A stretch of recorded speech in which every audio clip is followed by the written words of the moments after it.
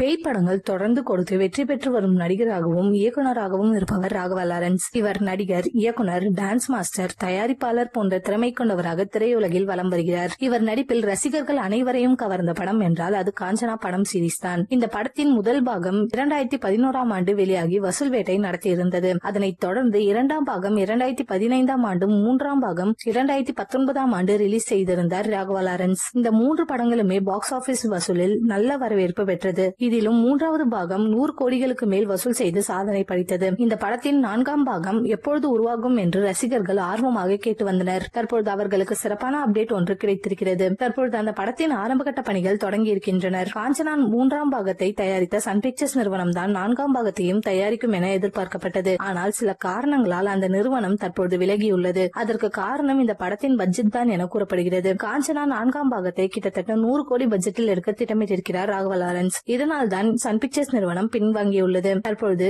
இந்த படத்தை gold mines என்கிற பாலிவுட் தயாரிப்பு நிறுவனம் தயாரிக்க இருக்கிறது. இந்த படத்தில் ராகவா லாரன்ஸ்க்கு ஜோடியாக பூஜா ஹெக்டே நடிக்க இருக்கிறார். இவர் தமிழில் தற்பொழுது சூர்யா மற்றும் விஜயுடன் இணைந்து நடித்திருக்கிறார். விஜயின் ஜனநாயகன் திரைப்படத்தில் ஜோடியாக நடித்து வருகிறார். ராகவா லாரன்ஸ்க்கு ஜோடியாக நடிக்க இருப்பதை விஜய் அறிந்து தன்னுடைய வாழ்த்துக்களை கூறியிருக்கிறார். லாரன்ஸ் மற்றும் விஜய் நீண்ட வருடங்களாக நெருங்கிய நண்பர்களாக இருந்து வருகின்றனர். மேலும் காஞ்சனா 4ஆம் பாகம் அறிவிப்பிற்கு ஒரு மாசான டீசர் ஒன்றை தயார் செய்து வைத்துள்ளனர். இதனையும் விஜய் பார்த்திருப்பதாகவும் கூறப்படுகிறது. படக்குழுவிற்கும் தன்னுடைய வாழ்த்துக்களை தெரிவித்திருக்கிறார். விரைவில் காஞ்சனா 4ஆம் பாகம் படப்பிடிப்பு தொடங்க இருக்கின்றனர்.